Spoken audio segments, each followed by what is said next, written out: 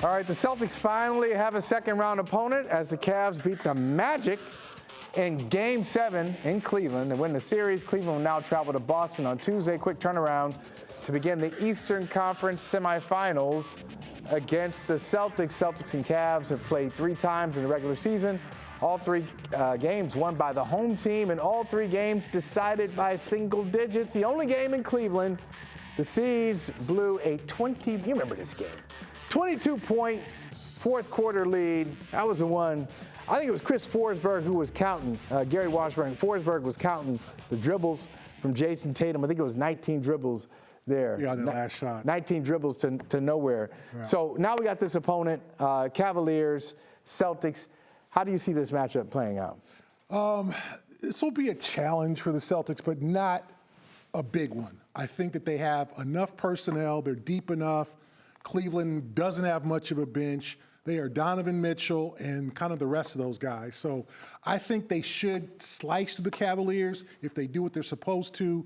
I think Cleveland can maybe win 2 games in this series, but I think if the Celtics do what they're supposed to do, play good defense, get the ball to Tatum and Brown, and do everything that offensively, cohesively, they'll be fine. They should win this series in 5, maybe 6. So Mitchell had 50 points in a Game 6 loss to Orlando. Then he had 39 tonight as they clinched the series. How do you deal with a guy like that? And he's not that big, but he just has a way. And he had 9 rebounds tonight, too. He's not that big, but he finds a way to get to the basket and get his hands on the ball. Yeah, he's like a fullback. I mean, that dude just gets – he's a physical driver. He can score through contact. He can hit the 3.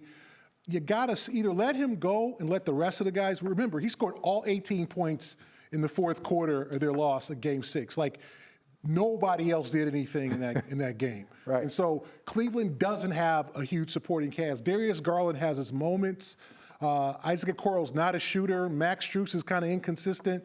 Jared Allen, we all know if he's going to play or when he's going to play. And Evan Mobley's a great defender, but not a great scorer. So you don't have like a 1-2 punch. Garland can kind of come at you. So you can either let Mitchell get his and shut down everybody else, or just make him work. Make him work on defense, too. He's not a great defender, as you know, Mike. I know, as we said off the top, these games have been close. And those games were all decided, these 3 games this year decided by single digits. Do you think Orlando would have been a better opponent for the Celtics? I think they would have been a tougher opponent because of their size. They're just so huge, yeah. Jonathan Isaac, Banchero, the Wagner brother, they don't have a point guard. Obviously, we saw their limitations. I mean, they had that up 18 in the first half and then it scored 40 points the rest of the way. So they were definitely a limited squad there. But I just think their size gives the Celtics a little bit of trouble. I think here Cleveland is solid, but if you look at their bench, they're running Marcus Morris out there. They're running guys out there. Marcus Morris Senior.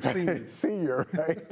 And he's playing like it, right? Yeah, he's playing. At this point of his career. He's playing like a super senior. Yeah. So I just think the Celtics have too much personnel. They're too deep, even without Kristaps Porzingis. And who's going to guard Tatum? Who's going to guard Derek White? Is it because Mitchell and Garland both have to guard somebody, too? They just can't score. Who are they going to guard? Yeah, you'll love this, Gary. We have a dramatic reading here, an excerpt from something you wrote in the Boston Globe this past week. It says, it's also important the Celtics overcame their biggest rival, talking about the Miami Heat. It was destiny they would face Miami in these playoffs. Any championship run without overcoming their biggest adversary would have been a tad bit less rewarding. The Celtics won this series with talent and maturity. They have taken a step forward from last year. The journey is far from over, but this was an encouraging first major step. And this would have made sense to me if Jimmy Butler, that troll, who just keeps trolling everybody. You see him today talking about, hey, the Celtics would be home if I had played.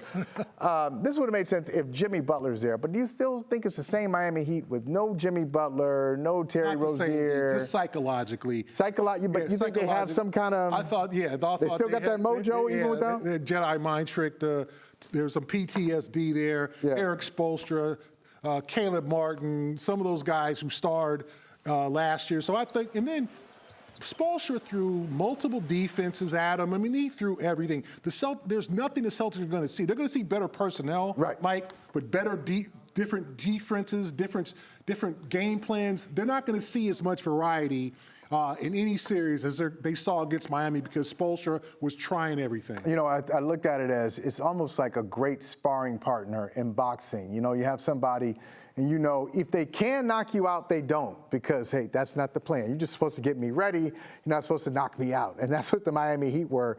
They have all the, intellectually, it was a challenge, yes. but, you know, physically, there's just some of those guys you didn't have to worry about. Yeah, they overwhelmed Miami. I mean, Caleb Martin wasn't Caleb Martin. Tyler Hero, I think we've seen why he should be a sixth man somewhere. And they were content to let Adebayo just shoot jumper after jumper. I mean, so yeah, but the personnel wasn't there. I just thought them losing game 2 was probably the long term, the best thing to happen to them because it made them kind of sharpen up and understand that they can't have these lapses. And then also they saw every defense. Tatum wasn't amazing Tatum in that series, so they didn't need amazing Tatum or amazing Brown. They just need to be consistent. Same thing in this series. If they get good Tatum, good Brown, and good Derek White, they should win the series. Should be all right. Pretty easily. Well, Washburn, on the other side of the Eastern Conference playoff bracket, the Knicks will face the Pacers. New York eliminated the Sixers in 6 close games, while the Pacers sent the Bucks packing, played the entire series without Giannis. So if you look at this one, if you look at Knicks-Pacers, I have a lot of respect for the Pacers. I know a lot of people think, oh, the Knicks Celtics can't wait to the Eastern Conference Finals. How do you see the series? Very close, very competitive in 2 different styles. We just talked about boxing, 2 different styles of fighters, right? The Knicks are going to slow it down, grind it out, rebound, get the ball into Brunson's hands, let him drain those jumpers, pass out to Hart for threes, get offensive rebounds. The Pacers are like, go ahead and score, because we're going to score threes. Halliburton's going to run up and down, right? Like, hurry up and score so we can get the ball back down the court. So it's 2 different styles. Who wins that style?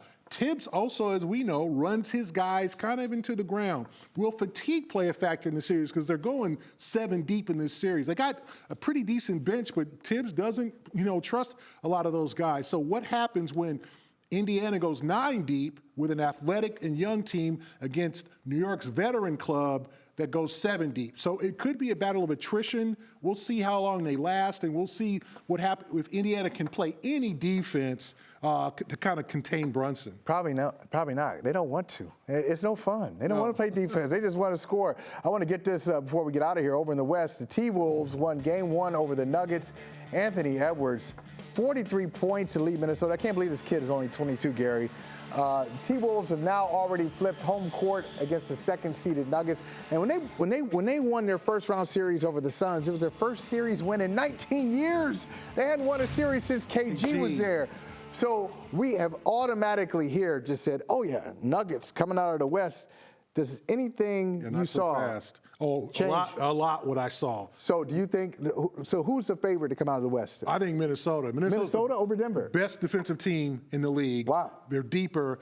Guys like Naz Reid, Mike Conley kind of settles things down. Rudy Gobert's back to his Defensive Player of the Year ways. He's kind of finally gotten comfortable in Minnesota. Karl Anthony Towns doesn't have to be the number 1 option like he was in or even number 2 sometimes. Yeah, exactly. And then Ant-Man is just – he's a special guy. And then Denver doesn't have the depth last year. Jeff Green gone, Bruce Brown gone. So they're kind of relying on their starters.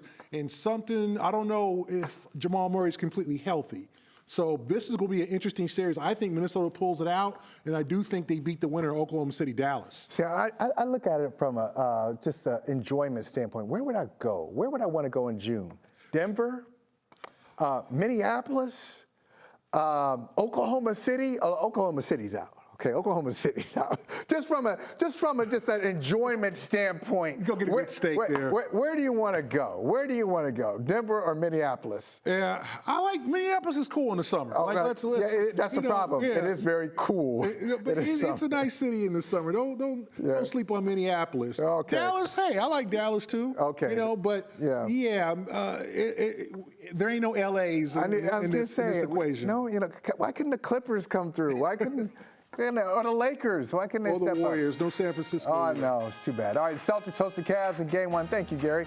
Of their playoff series on Tuesday night, NBC Sports Boston will get you ready starting at 6 p.m. with Celtics pregame live.